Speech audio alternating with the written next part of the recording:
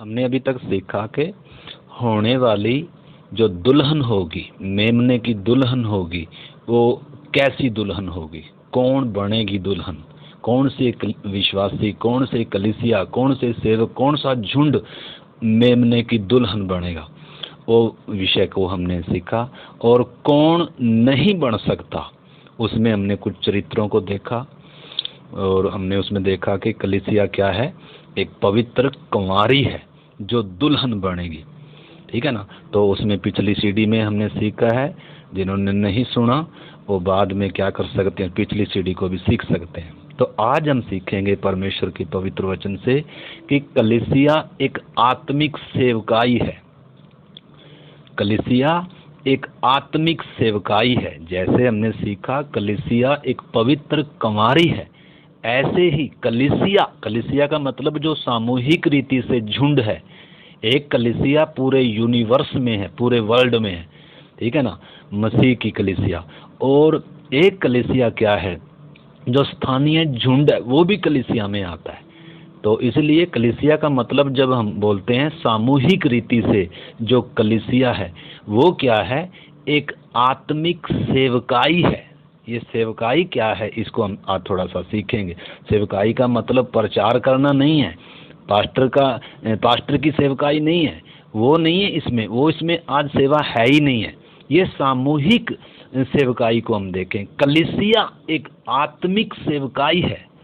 ठीक है ना। तो आइए हम परमेश्वर के वचन से प्रार्थना के साथ सीखेंगे। प्रभु तेरे पवित्र वचन के सन्मुख हम आते हैं। पवित्र आत्मा इन वचनों को हमें एक एक को खोल कर दें। प्रभु आपके वचन की गहराइयों को हमें सीखने में हमारी सहायता करें, हमें सिखाएं पवित्र आत्मा। हम बच्चे की नाई, हम सीखने के लिए आप हमारी मदद करें।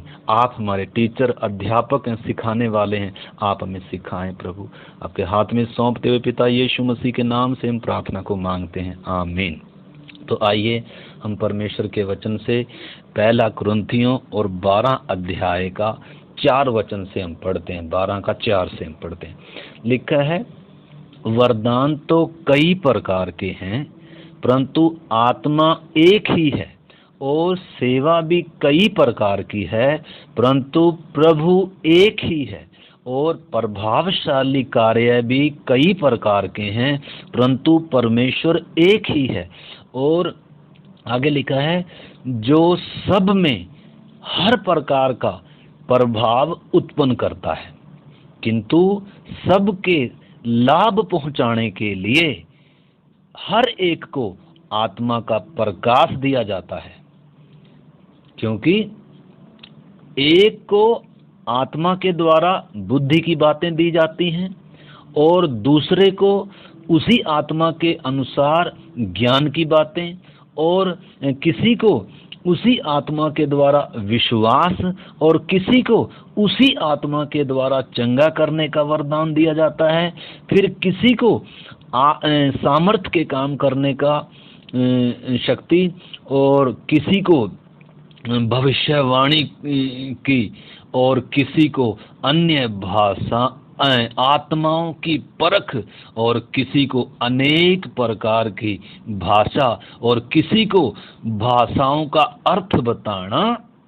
और आगे इसमें लिखा है, परंतु ये सब प्रभावशाली कार्य वही एक आत्मा कराता है, और जिसे जो चाहता है वह बांट देता है। तो इधर हम देखते हैं, इधर प्रचार की सेवकाई है ही नहीं है, और ना इधर क्या आया है, दान देने की, चंदा देने की, दशमांश देने की, इसमें क्या आई है, कोई बात आई है। तो आपने समझना, क्योंकि बहुत सारे विश्वासियों की सोच है सेवा क्या है, जैसे पास्टर सेवा प्रचार करता है वो सेवा है, और दूसरी सेवा क्या है, उसको चंदा देते हैं, पैसा देते हैं प्रभु के लिए, वो भी सेवा है। ठीक, आपने समझना है। इनकी बात नहीं फिलहाल मैं कर रहा हूँ, पास्टर की सेवा की प्रचार नहीं कर रहा और बता नहीं रहा, परंतु इधर जो पवित्र आत्मा के 9 वरदान है, इस आत्मिक सेवकाई के लिए कलीसिया के अंदर एक दूसरे की उन्नति के लिए, जिससे कलीसिया उन्नति करे, जिससे मसीह की देह उन्नति करे, इसके लिए परमेश्वर ने, पवित्र आत्मा ने क्या रखा है, वरदान रखे हैं कलीसिया में। तो इसलिए हम हर एक विश्वासी भाई बहनों को समझना है। इसलिए कलीसिया एक आत्मिक सेवकाई का मतलब क्या है? परमेश्वर कलीसिया में हर एक व्यक्ति को एक सेवा दिया है, हर एक व्यक्ति को, चाहे वो छोटा हो, चाहे बड़ा हो, चाहे वो स्त्री हो, चाहे पुरुष हो। कलीसिया के अंदर कोई भी फालतू नहीं है। जैसे हमारी देह में कोई अंग फालतू नहीं है, कोई स्टपनी नहीं है। जैसे गाड़ियों पे पीछे एक स्टपनी एक्स्ट्रा होती है, एक्स्ट्रा टायर होता है, कहीं पंचर हो गया तो दूसरा क्या कर देते हैं, उसकी जगह पर फिट कर देते हैं। परंतु ऐसे हमारी देह में भी कोई फालतू अंग नहीं है, कलीसिया में कोई फालतू वो व्यक्ति नहीं है, कोई भी विश्वासी फालतू नहीं। हर एक विश्वासी महत्वपूर्ण है, चुना हुआ है, हर एक के लिए दाम दिया गया। हर एक के अंदर पवित्र आत्मा है जिसने यीशु को अपने जीवन का प्रभु और उद्धारकर्ता करके क्या किया है, स्वीकार। तो इसलिए मेरे प्यारे भाई बहनों ने समझना, हर एक व्यक्ति को एक सेवा मिली है, एक सेवा परमेश्वर ने दिया है। कोई भी व्यक्ति जो कलीसिया में है वह यह नहीं कह सकता कि मैं कलीसिया में मेरा कोई काम नहीं है, कलीसिया में मेरा कोई मैं बगैर मकसद के हूँ। अगर किसी की ऐसी सोच है, कोई ऐसा सोचता है, ऐसा बोलता है, तो मेरे प्यारे भाई बहन आपने समझना है, आपने समझना इस चीज़ को। अगर आप सोचते हैं कि मैं खाली हूँ, मेरा तो कोई काम ही नहीं है कलीसिया में, सेवा कलीसिया में काम किसका है? या तो पास्टर का है, या फिर चंदा पैसा देने का काम है, और वो भी मेरे पास नहीं है, इसलिए मेरा कलीसिया में कोई काम नहीं है। आज मैं इसके बारे में ना तो चंदा देने के बारे में बात कर रहा हूँ फिलहाल, और ना किसके बारे में बात कर रहा, ना प्रचार करने के बारे में बात कर रहा। ये सामूहिक जो कलीसिया है, इसमें पास्टर का जिक्र नहीं है। वो पास्टर की जो सेवकाई है, प्रेरितों की जो सेवकाई है, सेवकों को जो नियुक्त किया, वो इफिसियों 4 अध्याय में हम कभी फिर सीखेंगे उसके विषय में। वो भी महत्वपूर्ण है। वो भी पवित्र लोगों को सिद्ध करने के लिए परमेश्वर ने कलीसिया में क्या ठहराई, सेवकाइयाँ ठहराई हैं, जो जिसके लिए परमेश्वर ने सेवकों को नियुक्त किया। परंतु इधर सेवकों के नियुक्ति की विषय नहीं है, ये वो सेवकाई नहीं है। इधर सेवकाई क्या है, इस चीज को हमने समझना। ये हर एक विश्वासी की सेवकाई है, चाहे वो छोटा विश्वासी, चाहे वो बड़ा विश्वासी। अगर कलीसिया ने उन्नति करनी है, अगर प्रभु का काम आगे बढ़ना है, तो इसलिए मेरे प्यारे भाई बहनों, आपकी भी अगर उन्नति होनी है तो आपने भी एक दूसरे की उन्नति के लिए, एक दूसरे के लिए परमेश्वर क्या देता है, ये आत्मिक वरदान। तो कलीसिया में इस सेवकाई करने के लिए पवित्र आत्मा में क्या है, पवित्र आत्मा 9 वरदानों से भरता है, ठीक है ना। तो इस चीज़ को हमने समझना है। तो अगर आप कहते हैं मेरा कोई काम नहीं है या मैं खाली हूँ, तो आपने समझना है आपकी ये स्वयं की गलती है, स्वयं की नासमझी है। क्योंकि जो काम आपको मिला है, परमेश्वर ने जो दिया है, आप उसे नहीं कर रहे हैं, और आपका काम पेंडिंग पड़ा हुआ है, आपका काम अधूरा पड़ा हुआ है। आप लापरवाह हैं, आप लापरवाह। आपको शायद अपने काम से फुर्सत नहीं है, शायद आपको अपनी दुकान से फुर्सत नहीं है, शायद आपको अपने नौकरी से फुर्सत नहीं है, शायद आपको पत्नी बच्चों से फुर्सत नहीं है, शायद आपको स्कूल के काम से फुर्सत नहीं है। क्योंकि हम सब विश्वासी अलग अलग संसार में, परिवार में, अलग अलग कामों में व्यस्त हैं। परंतु आपने समझना है, वो आपका एक अलग जीवन है, परंतु उसके अलावा कलीसिया के अंदर आपकी एक सेवकाई है, कलीसिया के अंदर आपका एक काम है, कलीसिया के अंदर आपकी एक जगह है, और आप बहुत ही महत्वपूर्ण है। आपका काम कोई दूसरा नहीं कर सकता। जैसे हमारी आँख का काम क्या है, पूरे शरीर के लिए देखती है, कान पूरे शरीर के लिए सुनता है, हमारे पाँव पूरे शरीर के लिए चलते हैं, अपने लिए नहीं चलते। ये दूसरों के लिए। मेरा कहने का मतलब आपने समझना है। तो इसलिए हम इधर आज जो विषय देख रहे हैं कि कलीसिया एक आत्मिक सेवकाई है, ठीक है ना। और कोई भी अंग इसमें क्या नहीं है, कोई भी विश्वासी फालतू नहीं है। शरीर का एक अच्छा उदाहरण है, शरीर के उदाहरण से ही आज हम इधर इसके विषय में थोड़ा सा देखेंगे। जैसे शरीर में बहुत सारे हमारे अंग हैं, कोई छोटा अंग है, कोई बड़ा अंग है, कोई बलवंत मजबूत अंग है, कोई निर्बल अंग है, परंतु हर एक का एक जगह है देह में, और हर एक का उसमें महत्वपूर्ण योगदान है। अगर एक तंदुरुस्त देह बनना है तो हर अंग का उसमें रोल है, हर अंग उसमें महत्वपूर्ण है, हर अंग अपनी भूमिका निभाता है। अगर कोई भी अंग शरीर का अपनी भूमिका शरीर में नहीं निभाता तो आपने समझना है, तो फिर शरीर कैसा होगा। अगर शरीर तंदुरुस्त होना है तो हर अंग ने उसमें क्या करना है। आपका हमारी देह में अगर कोई काम, अगर एक शरीर डेड हो जाता है या काम नहीं करता या चोट लग जाती है तो दूसरे के मतलब पूरा अंगों पर क्या होता है, उसका असर होता है, आपने समझना है। तो इसलिए कोई भी अंग ऐसा नहीं है जो फालतू, कोई भी विश्वासी अपने आप को चाहे बड़ा है चाहे छोटा है कोई भी फालतू ना समझे। इसलिए हमने पिछले दिनों से सीखा है, हर एक विश्वासी सामूहिक रीति से, व्यक्तिगत रीति से मैं कौन हूँ, सामूहिक रीति से मैं कौन हूँ, मेरा स्थान क्या है मसीह में, मेरा संबंध क्या है मसीह में, वो सारी बातें हमने सीखी है। ठीक है ना। तो इसलिए आज हम इसको प्रार्थना के साथ अगर सीखेंगे तो आपको ये समझ में आएगा। ठीक है ना। तो इसलिए कोई भी अंग है, पैर हो चाहे हाथ हो चाहे और हमारे शरीर का कोई भी अंग हो, हर अंग महत्वपूर्ण है, कोई भी फालतू नहीं है। नाखून तक भी क्या नहीं है, फालतू नहीं है।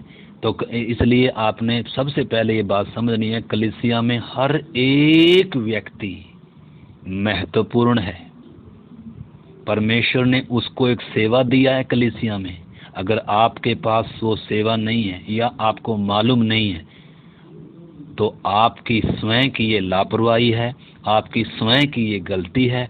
आपका काम अभी भी कलीसिया में पेंडिंग पड़ा हुआ है, आप उसके लिए गंभीर नहीं है। आप शायद स्वर्ग के लिए तैयार हो रहे होंगे, आप शायद क्या हो रहे होंगे, या अपने कामों में, अपने बिजनेस में, अपने व्यापार में क्या होंगे, व्यस्त होंगे। परंतु कलीसिया में अगर आप हैं, मसीह की देह में अगर आप हैं तो आप महत्वपूर्ण हैं। आपका एक काम है और आपने अपने काम को, आपने अपनी जगह को, आपने अपने संबंध को पहचानना है। हो सकता है आप छोटे विश्वासी होंगे, परंतु हमारे शरीर में जैसे छोटे से छोटा अंग भी क्या है, हमारे शरीर के अंदर कितने छोटे छोटे अंग है, हर अंग का महत्वपूर्ण रोल है देह में। उसी प्रकार कलीसिया में हर एक विश्वासी का रोल है, महत्वपूर्ण है। तो इधर हम देख रहे हैं, परमेश्वर कहता है सेवा कई प्रकार की है। आइए इसका 12 का हम 7 से भी पढ़ेंगे, पहला कुरिन्थी 12 का 7 से हम पढ़ेंगे। तो इधर लिखा है कि किंतु सबके लाभ पहुंचाने के लिए हर एक अंग को आत्मा का प्रकाश दिया जाता है। हर एक अंग को लिखा है, किसी किसी को नहीं। या कुछ बातें सबको दी जाती हैं लेकिन कुछ बातें सबको नहीं दी जाती। तो आगे हम पढ़ेंगे, लिखा है हर एक को आत्मा का प्रकाश दिया जाता है, क्योंकि एक को आत्मा के द्वारा बुद्धि की बातें दी जाती हैं और दूसरे को उसी आत्मा के अनुसार ज्ञान की बातें, और किसी को उसी आत्मा के आत्मा से विश्वास, और किसी को उसी आत्मा से चंगा करने का वरदान दिया जाता है। फिर किसी को सामर्थ्य के काम करने की शक्ति, और किसी को भविष्यवाणी का, और आगे वो जो हम उसमें हमने देखा है। ठीक है ना। तो इसलिए मेरे प्यारे भाई बहनों, हमने समझना है परमेश्वर ने कलीसिया को एक आत्मिक सेवकाई को करने के लिए 9 वरदान दिए हैं, और 9 आत्मा के क्या भी हैं, फल हैं। पवित्र आत्मा के 9 वरदान हैं और पवित्र आत्मा के अंदर 9 फल हैं। ठीक है ना। ये दूसरों की उन्नति के लिए हैं, ये एक विश्वासी के स्वयं के लिए नहीं है, बल्कि ये कलीसिया की उन्नति के लिए है, ये मसीह की देह की उन्नति के लिए है। ठीक है ना। मसीह की देह ने उन्नति करनी है। मसीह की सेवकाई न केवल मेरे एक पड़ोस तक रहनी है, बल्कि ये सामूहिक रीति से मसीह की सेवकाई भी क्या होनी है, फैलनी है, पूरे पृथ्वी भर में फैलनी है, पूरे हमारे नगर में फैलनी है। तो अगर अगर हम अपने लिए जी रहे हैं, अगर हमें अपने कामों से फुर्सत नहीं है, अगर हम कलीसिया में जो मेरा स्थान है उसको पहचानते नहीं है, कलीसिया में मेरी जो सेवा है वो तो पेंडिंग पड़ी हुई है, अगर हम इस तरीके से चलते हैं तो मेरे प्यारे भाई बहनों, आपका काम पेंडिंग पड़ा हुआ है, अधूरा पड़ा हुआ है, पवित्र आत्मा दुखी है, शोकित है, और आप कलीसिया की उन्नति में एक रुकावट बने हुए हैं, कलीसिया के काम में बढ़ोतरी में आप एक रुकावट बने हुए हैं। तो इसलिए आपने अपने इस काम को, आपने अपने स्थान को, अपनी जिम्मेदारी को आपने पहचानना है। खुद परमेश्वर से पूछें, प्रभु मेरा कलीसिया में क्या काम है। हो सकता है छोटा, हम देखेंगे कितने काम है कलीसिया में, प्रचार करना ही नहीं है, दान देना ही नहीं है सिर्फ, और बहुत सारे काम है। तो इधर 9 वरदान दिए गए परमेश्वर के द्वारा इस सेवकाई को पूरा करने के लिए, और 9 आत्मा के क्या भी हैं, फल भी हैं। तो इसलिए हमने समझना है ये वरदान कलीसिया में चाहे जिस भी व्यक्ति को मिले, पर यह पूरी कलीसिया के लाभ पहुंचाने के लिए है। ये चाहे किसी भी व्यक्ति को हो, कि एक कोई नहीं है, ये अलग अलग वरदान है और सबको है, परंतु ये उस व्यक्ति के लिए नहीं है, परंतु पूरी कलीसिया के लाभ पहुंचाने के लिए दिए गए हैं ये। ठीक है ना। जैसे उदाहरण के तौर पर भोजन पेट में जाता है, पर उस भोजन से जो बल मिलता है, उस भोजन से जो ऊर्जा मिलती है, वो नसों के जरिए पूरे शरीर के एक एक अंग में वो ताकत जाती है। ठीक वैसे ही कलीसिया में वरदान क्या है, बहुत ही महत्वपूर्ण है। कलीसिया के अंदर अगर वरदान नहीं होंगे, कलीसिया के अंदर अगर इन वरदानों की सेवकाई नहीं होगी, अगर ये सेवकाई नहीं होगी, तो मेरे प्यारे भाई बहनों, कोई भी कलीसिया कभी उन्नति नहीं करेगी, वो सुखी रहेगी और ऐसे की ऐसे रहेगी। क्योंकि बहुत सारे लोगों का सोच है पास्टर ने ही सेवकाई करनी है, पास्टर ने प्रचार करना है, और हमने तो अपना काम करना है या चंदा देना है, इसलिए मेरा कलीसिया में कोई क्या नहीं है, कोई काम नहीं है। तो ये हमारी नासमझी है, ये हमारी भूल है, और हमारे काम कितने दिनों से पेंडिंग पड़े हुए हैं। आपको मालूम होना चाहिए, आपका काम कोई और नहीं करेगा, आपका काम आपने ही करना है। क्योंकि हमारी देह में जैसे अंग हैं, वो आँख का काम कान नहीं करेंगे, कान का काम आँख नहीं करेगी, पाँव का काम हाथ नहीं करेंगे। आप सोच लो, अगर पाँव का काम हाथ से हम लेंगे तो कैसा रहेगा, वो देह होगी कोई। अगर हम कान का काम अगर बोले आँख करे, तो वो हो सकता है, उससे हो ही नहीं सकता, क्योंकि उसको वो काम दिया ही नहीं गया। कान का काम सुनने का दिया गया, तो कान ने सुनना है, कान ने क्यों अपने लिए सुनता है, कान पूरे शरीर के लिए सुनता है, आंख पूरे शरीर के लिए देखती है, अपने लिए थोड़ा देखती है। आंख अगर नहीं देखेगी तो पूरा शरीर के लिए, पूरा शरीर अंधियारा है, वचन में लिखा है। यीशु ने भी एक जगह बोला, अगर शरीर की आंख अंधेरी है, अंधी है, अगर एक व्यक्ति अंध है तो पूरा शरीर ही क्या है, अंधा है। तो इसका मतलब आंख बहुत महत्वपूर्ण है पूरे शरीर के लिए। एक एक विश्वासी, मेरे भाई, मैं आपका नाम भी ले सकता हूँ जो हमारे झुंड में है। उदाहरण के तौर पर भाई राजवीर, दीपक भाई, एक एक व्यक्ति, चाहे आप बच्चे हों बड़े हों, आप कलीसिया में महत्वपूर्ण स्थान रखते हैं। परमेश्वर ने आपको जो दिया है वो दूसरे को नहीं दिया, तो इसलिए आपने अपने काम को पहचानना है।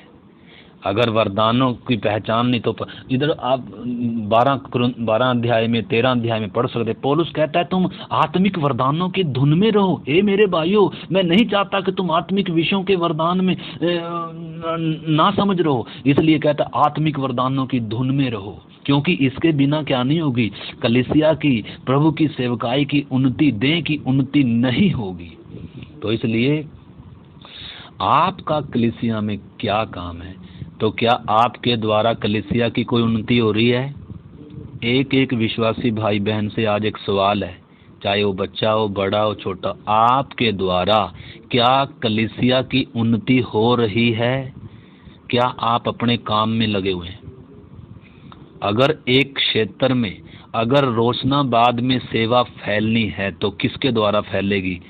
भाई दीपक हैं, भाई उसके राजेंद्र हैं, उनकी पत्नी हैं, उनके और भी हैं, भाई राजवीर हैं, उधर भाई जनक है, उधर भाई धर्मेंद्र है। अगर आप अपना काम नहीं करते हो, पास्टर उधर आकर नहीं करेगा आपका काम। आपका काम आपने करना है। आपका काम पेंडिंग पड़ा हुआ है। आपका काम सिर्फ पास्टर को चंदा देना नहीं है। आपका काम बैठकर कलीसिया में ताली बजाकर चले जाना नहीं है, गीत गाकर वचन सुनकर। आपके द्वारा दूसरे विश्वासी की भी उन्नति होनी है और कलीसिया ने बढ़ना है। जैसे एक भेड़ ऊन देती है, बच्चे देती है और दूध भी देती है, ठीक है ना, तभी तो झुंड बढ़ेगा। झुंड कैसे बढ़ेगा? अगर भेड़ों का झुंड है तो वो कैसे बढ़ेगा? अगर भेड़ सारी की सारी बांझ है, अगर भेड़ सारी की सारी क्या है, गंजी है, ऊन नहीं है, दूध नहीं है और बांझ है, बच्चे भी नहीं देती हैं, तो जितनी है उतनी ही रहेंगी और वो भी क्या रहेंगी? सूखी रहेंगी। तो इसलिए हर एक भेड़ की एक उम्र है, हर एक का क्या है? काम है। तो आपका क्या काम है कलीसिया में? हर एक मेरे विश्वासी भाई बहन का, आपके उस क्षेत्र में नए लोगों ने आना है तो आप हैं उधर। अगर उधर से नए लोगों ने अगर रोशनाबाद से, ऋषिकेश से, या अगर देवबन से, या अगर भगवानपुर से अगर और आत्माओं ने आना है तो उसके लिए किसको रखा हुआ है? आपको रखा है। आपके घर में भी अगर आपको मालूम है, बहुत सारे लोग क्या हैं, खुद संगति में आते हैं, बच्चों को बैठने नहीं देते, बच्चों को आने नहीं देते हैं। तो आपका एक पारिवारिक तौर पर भी कलीसिया की उन्नति होनी है तो आपने क्या करना? आपका एक काम है मेरे प्यारे भाई बहनों, आपने इस चीज़ को समझना है। आपके पड़ोसी को आपने उद्धार में लाना है। आपके गाँव के लोगों को आपने उद्धार में लाना है। आपको एक सेवा दिया गया, आप एक ज्योति की समान उधर खड़े होना है। आपने उधर मसीह की गवाही देनी है। आपने आत्माओं को जीतना है। जीतना ही नहीं है, कोई नए लोग आ रहे हैं, उनके लिए समय निकाल कर प्रार्थना करनी है, उनको वचन सिखाना है, उनको हौसला देना है, उनके लिए क्या करना। अब पता है इसके लिए क्या नहीं है, बहुतों के पास समय नहीं है। उनके पास समय है अपनी नौकरी के लिए, उनके पास समय है अपने रिश्तेदारों के लिए, अपने बच्चों के लिए, अपने लिए जीने का समय। थक थुक हार कर हम 8-10 घंटे सोएंगे या 8-10 घंटे हम अपना काम करेंगे। प्रभु का काम कौन करेगा? पास्टर करेगा। तो ये कलीसिया नहीं है भाई साहब। आप कलीसिया में फिर नहीं है। इसको हम कलीसिया नहीं कह सकते। कलीसिया कौन है वास्तव में? देह हम किसको बोल सकते हैं? एक टीम हम किसको बोल सकते हैं? आपने समझना इस चीज को। तो इसलिए अगर मेरे द्वारा किसी दूसरे की उन्नति नहीं हो रही, मेरे द्वारा कोई विश्वास में नहीं आ रहा है, मेरे द्वारा अगर किसी को लाभ नहीं पहुंच रहा, न केवल झुंड में जो विश्वासी हैं परंतु और जो अन्य जाति हैं उन्होंने भी विश्वास में आना है, ठीक है ना। तो इसलिए हर अंग का पूरी देह के लिए क्या है? एक सेवा है, अपने लिए नहीं सिर्फ है, ठीक है ना। जैसे भैंस होती है ना, भैंस की पूंछ चाहे कितनी भी लंबी हो, अपने ही मक्खियों को हटाती है, वो दूसरे के लिए नहीं हटाती। तो भैंस की पूंछ की तरह नहीं हमें बनना, हमें दूसरों के लिए जीना, मसीह के लिए जीना। मसीह ने दाम देकर खरीदा है। लिखा है तुम अपने नहीं हो।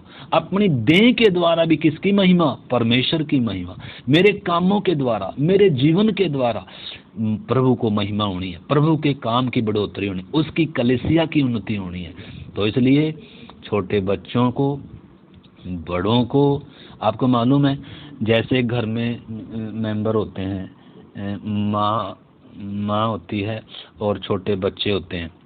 जो बिल्कुल छोटे बच्चे होते हैं उनको कौन संभालता है? जो बड़े बच्चे हैं। जैसे उदाहरण के तौर पर मैं बताता हूँ, उदाहरण के तौर पर भाई राजवीर के घर में 2 बेटियां हैं, 2 ही हैं, लेकिन कलीसिया में 2 नहीं है। कलीसिया में छोटे बच्चे हैं, थोड़े और बड़े बच्चे हैं, थोड़े और बड़े बच्चे हैं। ऐसे ही तो आएंगे जो नए लोग आएंगे, वो छोटे नए जन्मे हुए आते हैं। नए जन्मे हुए का मतलब है जो बड़े हैं, वो बड़ों ने छोटों को क्या करना? उंगली पकड़कर उन्होंने चलना सिखाना है उनको। भाई प्रीतम ने उधर जितने भी विश्वासी आएंगे, आना है उधर से रोशनाबाद से, उनको चलना किसने सिखाना है, उनको प्रार्थना करना किसने सिखाना, उनको वचन किसने सिखाना, उनको दुख में तसल्ली किसने देनी, उनके घर में जाकर प्रार्थना किसने करनी, उनको संडे स्कूल किसने चलाना, अपने बच्चों को संडे स्कूल किसने चलाना। पास्टर नहीं चलाएगा, वो आपका काम है। परंतु आपका काम, अगर अपने काम से आपको फुर्सत नहीं है तो ये काम फिर कौन करे। आपका काम पेंडिंग पड़ा हुआ है मसीह की देह में। आपको बहुत घाटा होने जा रहा है मेरे प्यारे भाई बहनों। हमें अपने काम का भी लेखा, हमें जो कुछ भी परमेश्वर ने दिया है ये हमारा नहीं है, ये परमेश्वर का है।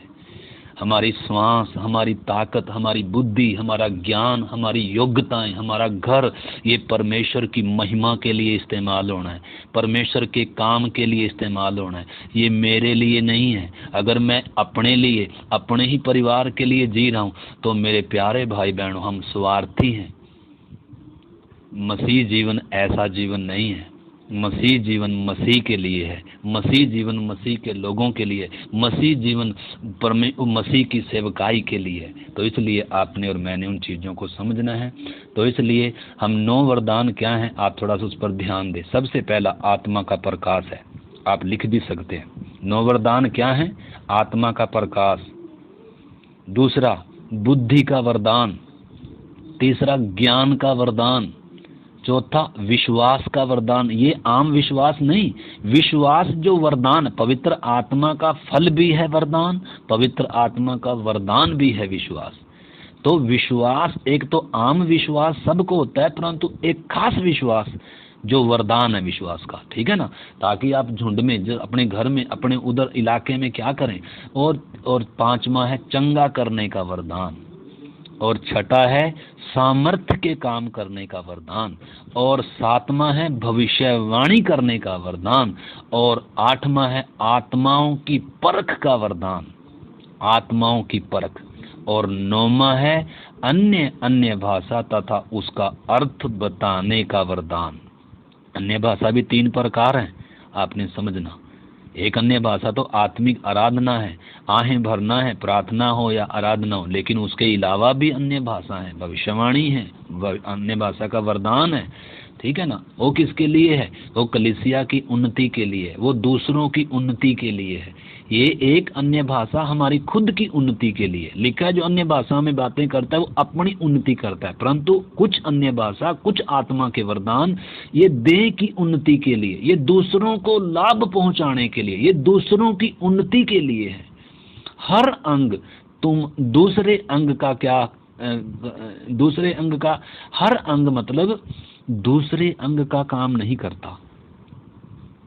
जैसे आंख कान का काम नहीं करेगी, आंख को आंख की जगह पर परमेश्वर ने रखा है, कान को कान की जगह पर रखा, हाथ को हाथ की जगह पर रखा, किडनी को किडनी की जगह पर रखा है, पाँव को पाँव की जगह पर रखा है। ये दूसरे का काम नहीं करते हैं।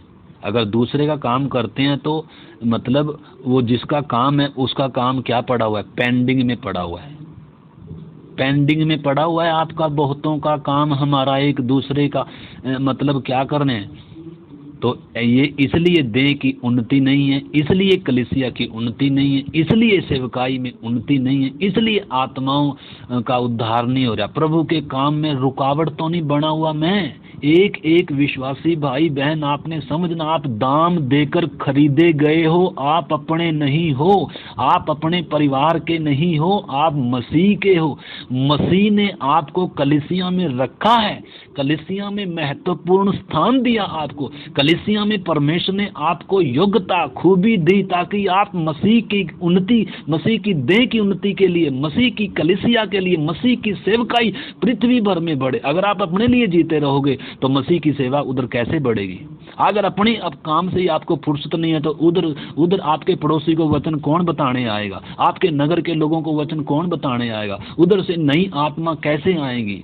आप संडे स्कूल कलीसिया में भी काम है, और अन्य जातियों जहाँ जहाँ परमेश्वर ने हमें रखा है ज्योति के समान हमें दूसरों को मसीह के पास लाना है, आत्माओं को जीतना है। जो नए विश्वासी आ रहे हैं उनको चलना सिखाना, उनको प्रार्थना सिखानी, संडे स्कूल चलाना, यूथ मीटिंग है और बाइबल क्लास का प्रबंध करना, ताकि उधर कलीसिया की उन्नति हो। हर एक को अपने काम की उन्नति है। मेरी दुकानदारी कैसे चले, मेरी नौकरी का काम कैसे चले, मेरे घर में परिवार में कैसे उन्नति हो जाए, बस अपनी अपनी उन्नति की है, अपने परिवार की उन्नति की है, कलीसिया की उन्नति की नहीं। इसलिए हम पिछले दिनों से सीख रहे हैं, अंतिम दिनों में बहुत बुरा समय है। पवित्र आत्मा ने पहले से कहा, प्रेरितों ने, यीशु ने पहले से कहा कि अंतिम दिनों में कठिन समय आएंगे। मनुष्य कैसे होंगे, विश्वासी भी कैसे होंगे। 23 बातें हैं। दूसरा तिमोथी 3 अध्याय में आप पढ़े, 23 बातें लिखा है। मनुष्य स्वार्थी, लोभी, डींगमार, ऐसे ऐसे कितने लिखा है। मनुष्य परमेश्वर का नहीं परंतु अपने सुख विलास के चाहने वाले होंगे, स्वार्थी होंगे। ठीक है ना। तो मैं और आप किस कैटेगरी में आते हैं मेरे प्यारे भाई बहनों। मैंने और आपने खुद इसको क्या करना है, जांचना है। अगर आपका कलीसिया में काम नहीं है, आपके द्वारा दूसरे की उन्नति नहीं हो रही, आपके द्वारा कलीसिया में नई आत्माएं नहीं आ रही, आपके द्वारा कुछ भी नहीं, अगर आप खाली हाथ हैं कलीसिया में, खाली हाथ का मतलब आप अगर क्या नहीं कर रहे, कुछ काम नहीं कर रहे हैं कलीसिया में, तो आपका काम सारा का सारा पेंडिंग पड़ा है। और पेंडिंग ही नहीं पड़ा, आप रुकावट बने हुए हैं कलीसिया में। कलीसिया की उन्नति के लिए आप रुकावट बने हुए हैं। आपने इस चीज़ को अच्छे से पहचानना मेरे प्यारे भाई बहनों। प्रभु ने चेतावनी दिया है, लिखा है जो मुझ में है और फलता नहीं है, मेरा पिता जो किसान है उसे काट डालेगा। और जो फलता है उसे परमेश्वर क्या करता है, छांटता है। छांटने का मतलब क्या है, 2 कटाई है, एक तो छंटाई है और एक कटाई है। इसके विषय में हम कभी फिर सीखेंगे, ये गहरा विषय, प्रार्थनाओं के साथ आप इस चीज़ को समझ सकते हैं।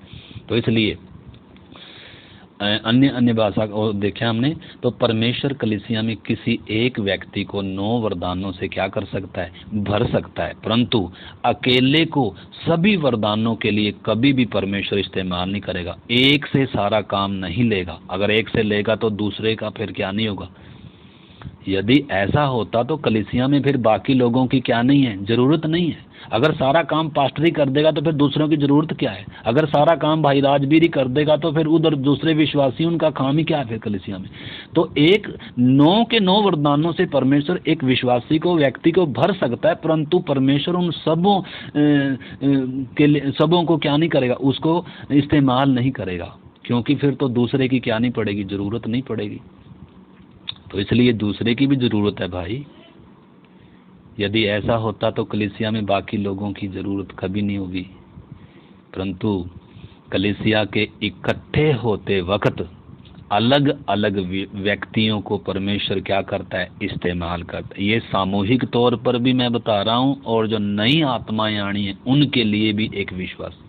तो देह के अंदर भी काम है, देह के बाहर भी काम है। आपने समझना है, हर एक विश्वासी का काम है। देह के अंदर आपका क्या काम है, संडे स्कूल पढ़ाना है।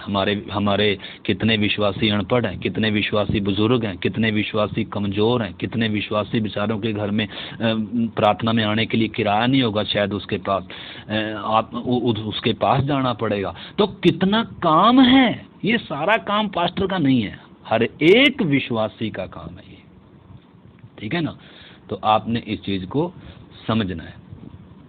ठीक है ना। तो किसी को मालूम भी नहीं होगा कि एक आत्मा वो क्या करेगा। मतलब जब हम इकट्ठे होते हैं संगति में, तो पवित्र आत्मा क्या करेगा, किसी एक के अंदर वो वरदान डालेगा और दूसरे की उन्नति के लिए क्या करेगा, वो काम। तो इसलिए कलीसिया का इकट्ठा होना बहुत ज़रूरी है। अगर कलीसिया इकट्ठी नहीं होती है तो फिर क्या नहीं होगी, कलीसिया की उन्नति नहीं होगी। इसलिए कलीसिया का इकट्ठा होना बहुत जरूरी है। अगर हम देखें इब्रानियों की पत्री 10 अध्याय का 25 वचन अगर हम पढ़े, मैं पढ़ूंगा नहीं, आप पढ़ना, इब्रानी 10 का 25, उसमें लिखा है, ज्यों ज्यों उस दिन को निकट आते देखो त्यों त्यों और भी अधिक संगति करो। संगति क्यों करो, क्योंकि बिना संगति के आत्मिक उन्नति नहीं होगी। अकेले की कभी भी आत्मिक उन्नति नहीं होगी, क्योंकि आपकी उन्नति के लिए दूसरे को दिया है परमेश्वर ने। आपकी उन्नति का कारण दूसरा व्यक्ति है। और आप दूसरे की उन्नति का कारण है। और ये कब होगा? जब आप मिलेंगे, जब आप इकट्ठे होंगे, जब हम संगति में होते हैं, तो पवित्र आत्मा उन वरदानों को बांटता है और उन वरदानों का उपयोग करता है। हम एक दूसरे के द्वारा एक दूसरे के लिए क्या करता है? उनका उपयोग करता है। परमेश्वर हमें एक दूसरे की उन्नति के लिए इस्तेमाल करता है। इस चीज को मैंने और आपने समझना होगा अच्छे से। पहला कुरिन्थी 12 का 12 से हम 18 तक पढ़ेंगे। 12 का 12 से 18। क्योंकि जिस प्रकार देह तो एक है और उसके अंग बहुत से हैं, और उस एक देह के सब अंग बहुत होने पर भी सब मिलकर एक ही देह है, उसी प्रकार मसीह भी है। क्योंकि हम सब ने, क्या यहूदी हों, क्या यूनानी, क्या दास हों या क्या स्वतंत्र हों, एक ही आत्मा के द्वारा एक देह होने के लिए बपतिस्मा लिया है, और हम सबको एक ही आत्मा पिलाया गया है। इसीलिए कि देह में एक ही अंग नहीं परंतु बहुत से अंग हैं। और आगे लिखा है, यदि पांव कहे मैं हाथ नहीं हूं, इसलिए देह का नहीं, तो क्या वह इस कारण देह का नहीं? और यदि कान कहे मैं आंख नहीं, इसलिए मैं देह का नहीं, इसलिए मेरा कोई काम नहीं है क्योंकि मैं आंख नहीं हूं। भाई, कान का अलग काम है, आंख का अलग काम है, हाथ का अलग काम है। हर एक को उसकी ठीक जगह पर परमेश्वर ने रखा है, उसको उसी के साइज का रखा है, उसी को उसी के हिसाब से परमेश्वर ने उसको वो खूबी दी है। आपने उस चीज को समझना है। यदि 17, यदि सारी देह आंख ही होती तो फिर सुनना कहाँ होता? यदि सारी देह कान ही होती तो फिर सूंघना कहाँ होता? और लिखा है, परंतु सचमुच परमेश्वर ने अंगों को अपनी इच्छा के अनुसार एक एक करके देह में रखा है। एक ही राजवीर है, एक ही प्रीतम है, एक ही भाई जनक है, एक ही धर्मेंद्र है, एक ही निर्मला है, एक ही महेंद्र है, एक ही बीरू है, एक ही रमेश है, एक ही कृष्णावती है। एक दो नहीं है, जोड़ा नहीं है, एक एक है। और आप महत्वपूर्ण हैं। अगर आप कलीसिया की कोई उन्नति नहीं कर रहे, आपके द्वारा कलीसिया का, प्रभु का कोई काम नहीं बढ़ रहा, तो आपका काम पेंडिंग पड़ा हुआ है। आप अपने काम को नहीं कर रहे हैं, आप लापरवाह हैं। आपको अपने कामों से फुर्सत नहीं है, आपके शरीर के कामों से, परिवार के कामों से आपको फुर्सत नहीं है। मसीह ने जिसने दाम देकर आपको खरीदा है, आप अपने नहीं हो, दाम देकर। इसलिए लिखा, देह, अपनी देह के द्वारा भी परमेश्वर की क्या करो? महिमा करो। तो इसलिए लिखा है, इसको, इस चीज को आपने समझना है। हर एक को परमेश्वर ने उसके सही स्थान पर रखा हुआ है। आंख को बिल्कुल सही स्थान पर रखा है। आंख का वही काम है, देखना है।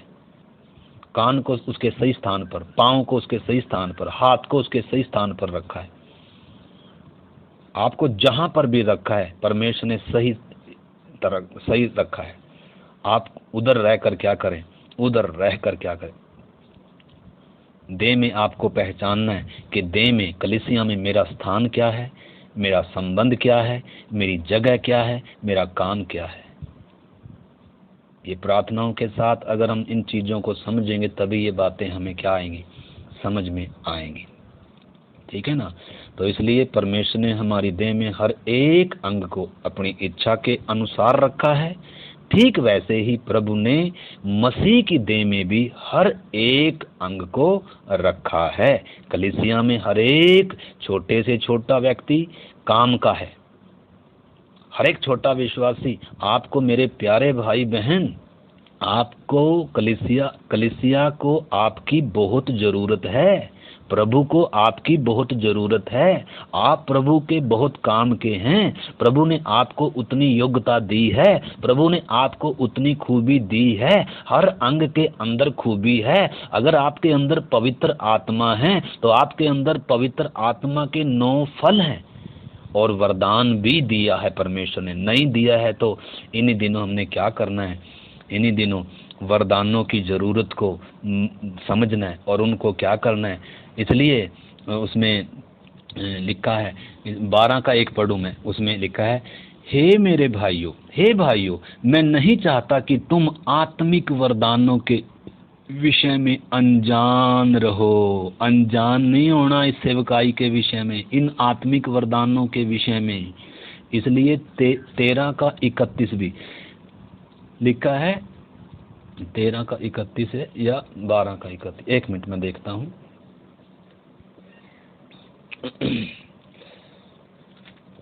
12 का 31 लिखा है, क्या सब अनुवाद करते हैं? तुम बड़े से बड़े वरदान, ऊपर बताया गया क्या सब उपदेशक हैं, क्या सब, वो आगे ऊपर आप 27 से पढ़ेंगे तो समझ में, तो 31 पढ़ रहा हूँ। लिखा है, तो क्या सब अनुवाद करते हैं? क्या सब उनका एक ही सा काम है? लिखा है, तुम बड़े से बड़े वरदानों की धुन में रहो, बड़े से बड़े वरदानों की धुन में रहो। 14 का 27 28 भी पढ़े।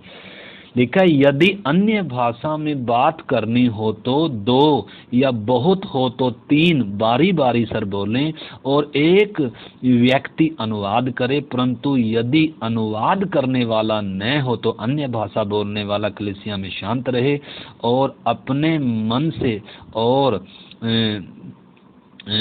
परमेश्वर से क्या करे, बात करे। तो इधर हम इसका 14 का 1 है, लिखा है, प्रेम का अनुकरण करो और आत्मिक वरदानों की धुन में रहो। आत्मिक वरदानों के धुन में रहो, तभी आपकी भी उन्नति होगी, एक एक विश्वासी की उन्नति होगी, कलीसिया की उन्नति होनी है तो सबसे पहले एक व्यक्ति की उन्नति होनी है, एक विश्वासी की उन्नति होनी है, एक एक के साथ ही सबकी उन्नति होगी। तो इसलिए आत्मिक वरदानों को क्या करना है, इस वचन में लिखा है, किसकी खोज में रहो, किसकी धुन में रहो? पैसे की नहीं, काम की नहीं, नौकरी की नहीं, किसकी खोज में? वरदानों की। किसकी खोज में? मसीह की उन्नति मेरे द्वारा कैसे बढ़े, कैसे मसीह का काम मेरे द्वारा बढ़े, ये होना ही आपकी खोज। लिखा है अन्य जातियों की तरह रोटी खाने पीने की, कपड़े की, उसकी चिंता नहीं होनी। आपकी खोज किसकी होनी है? परमेश्वर के राज्य और उसकी धार्मिकता की खोज होनी है।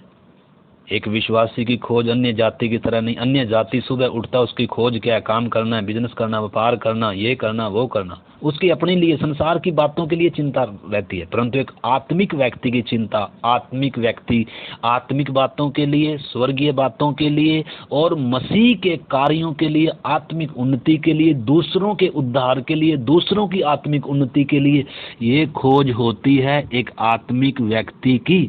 आत्मिक व्यक्ति का और शारीरिक और सांसारिक व्यक्ति का जमीन और आसमान का अंतर है। लिखा है आत्मिक व्यक्ति आत्मिक बातों की खोज में रहता है और शारीरिक या सांसारिक व्यक्ति शरीर की बातों या सांसारिक बातों की खोज में रहता है। तो आप किसकी खोज में रहते हैं मेरे प्यारे भाई बहन?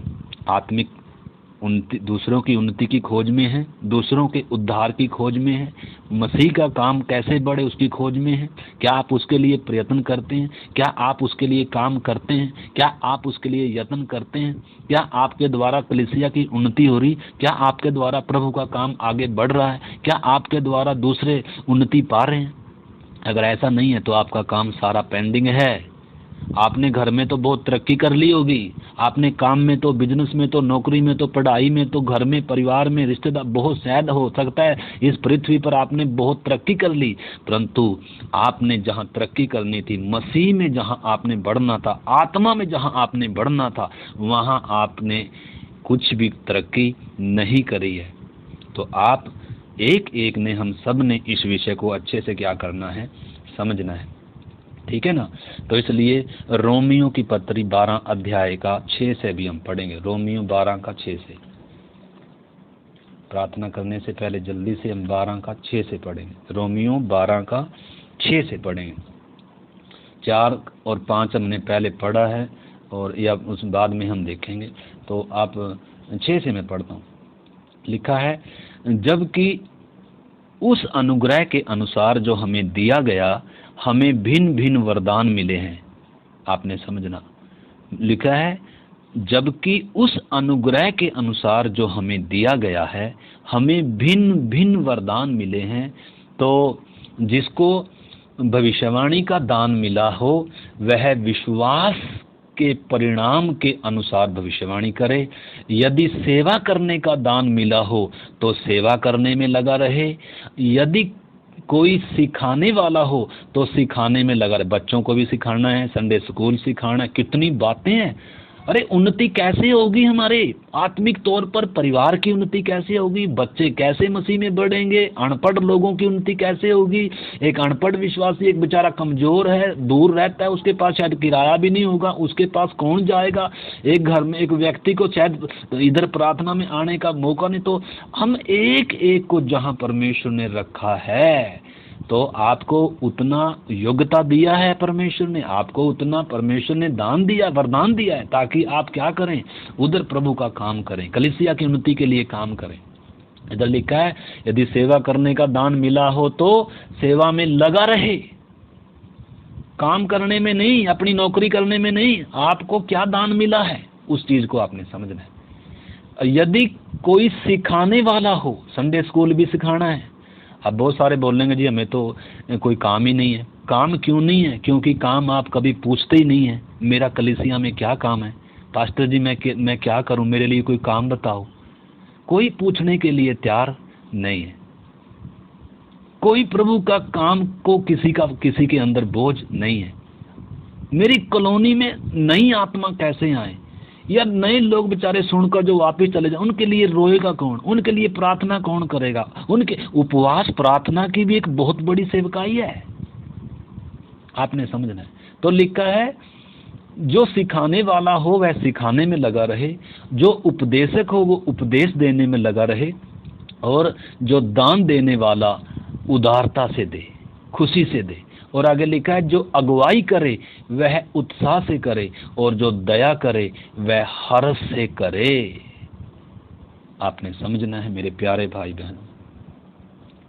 प्रेम निष्कपट हो और बुराई से घृणा करो, भलाई करने में लगे रहो, भाईचारे के प्रेम से एक दूसरे से स्नेह रखो, परस्पर आदर करने में एक दूसरे से बढ़ चलो, प्रयत्न करने में आलसी ना हो, आत्मिक उन्माद में भरे रहो, प्रभु की सेवा करते रहो, प्रभु की सेवा करते रहो। किसके लिए है ये विश्वासियों के विषय में है, ये सामूहिक झुंड के विषय में है, ये सेवकों के विषय में नहीं है।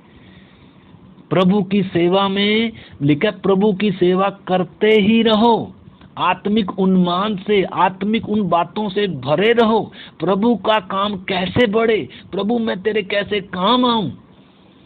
आज ज्यादातर लोगों को, विश्वासियों को भी संसार की चिंता है, रोटी की चिंता है, कपड़े की चिंता है, मकान की चिंता है, घर की चिंता है, मैं मेरा परिवार, बस उसको इससे बढ़कर वो किसी चीज को, कलीसिया में उसका कोई रोल नहीं है ऐसा लगता है। कलीसिया में भी आएगा तो बस क्या करेगा, प्रार्थना में भी आएगा जी प्रचार सुनना है और बस क्या करना है, चला जाएंगे।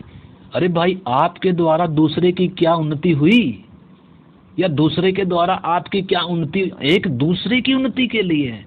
नई आत्माओं ने आना है मेरे और आपके द्वारा, एक एक के द्वारा। तो लिखा है सेवा करते रहो और प्रभु की सेवा करते रहो, और आशा में आनंदित रहो, क्लेश में स्थिर रहो, प्रार्थना में नित्य हर रोज लगे रहो, नित्य लगे रहो। पवित्र लोगों को जो कुछ आवश्यक हो उसमें उनकी सहायता करो। क्या लिखा है? पवित्र लोगों को जो कुछ आवश्यक हो उनमें उनकी क्या करो, सहायता करो। पहुनाई करने में लगे रहो। पहुनाई करने का मतलब, पहुनाई करने में लगे रहो। पहुनाई करने का अर्थ क्या है? सेवा करना, पहुनाई करना। आपने समझना मेरे प्यारे भाई बहनों, ये हम एक एक का काम है। तभी मसीह की देह उन्नति करेगी, तभी आत्मिक उन्नति होगी, तभी आत्माएं आएंगी, तभी परमेश्वर को प्रसन्न करने वाला जीवन होगा। तो क्या मेरा और आपका काम पेंडिंग नहीं पड़ा हुआ? क्या मेरा और आपका काम अधूरा नहीं पड़ा हुआ जो मैंने करना है। कलीसिया में जो मेरा काम है, कौन संडे स्कूल चलाएगा, कौन दूसरे नए लोगों के लिए प्रार्थना करेगा, कौन उस क्षेत्र में प्रार्थना में नाके में खड़ा होगा, कौन जो बेचारे नए विश्वासी एक दो बार सुन, 2-4 बार 10 बार सुनकर भी बहुतों को बेचारे को समझ में नहीं आएगा। हाथ नहीं धो लेना कि इस भाई ये तो आता नहीं है ना। बार बार उसके घर में जाना, बार बार उसके लिए प्रार्थना करना, बार बार उससे बात कांटेक्ट करना। भाई आप उसके लिए प्रार्थना करें। एक एक विश्वासी का काम है, तभी आत्माएं आएंगी। हर भेड़ ने दूध भी देती है, भेड़ ऊन भी देती है, भेड़ और क्या भी करती है, बच्चे भी देती है। चरवाहे का काम नहीं है वो भेड़ का काम है। इसलिए मेरे प्यारे भाई बहनों, आप बांझ तो नहीं हैं, आप गंजे तो नहीं हैं बिना ऊन के।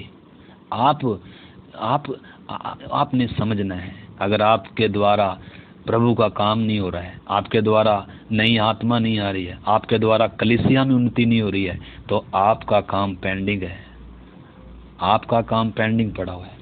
सेवा कई प्रकार की है। कलीसिया में आत्मा जीत कर लाना, प्रचार करना सिर्फ सेवा नहीं है। हर अंग को अलग अलग सेवा है। किसी को सुसमाचार के द्वारा आत्माओं को जीतने की सेवकाई मिली है, ये तो सबको ही है।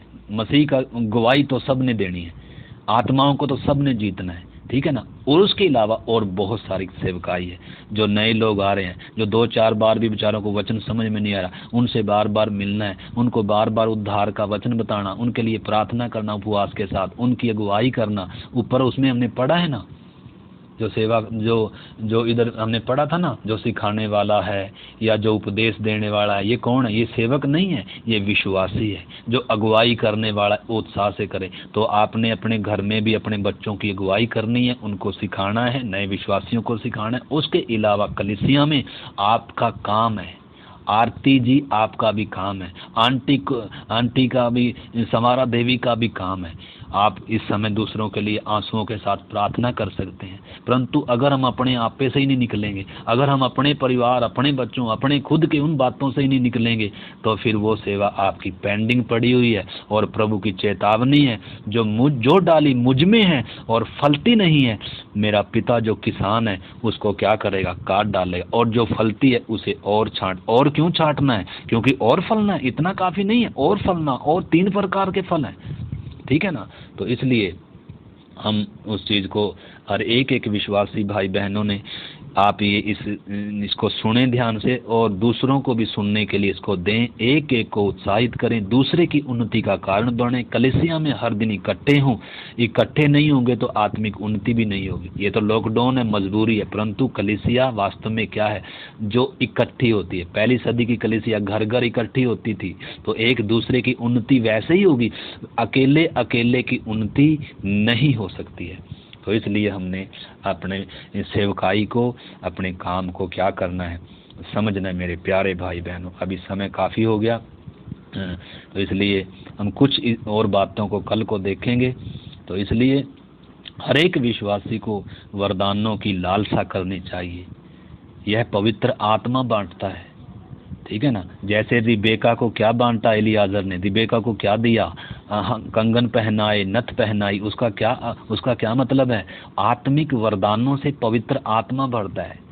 ये सेवक नहीं भरते, सेवकों के से नहीं ये वरदान मिलते। पवित्र आत्मा हमें ये बांटता है वरदान, ये योग्यताएं पवित्र आत्मा। इसलिए लिखा है हर एक को उसकी खूबी के अनुसार तोड़े देता है परमेश्वर, वरदान देता है। तो अगर आप मिट्टी में दबा देंगे उन वरदानों को, आप उनको इस्तेमाल नहीं करोगे मसीह के काम के लिए, मसीह की सेवा के लिए, दूसरों की उन्नति के लिए, तो मेरे प्यारे भाई बहनों, हमारा काम क्या है? हमारा काम पेंडिंग पड़ा हुआ है, ठीक है ना।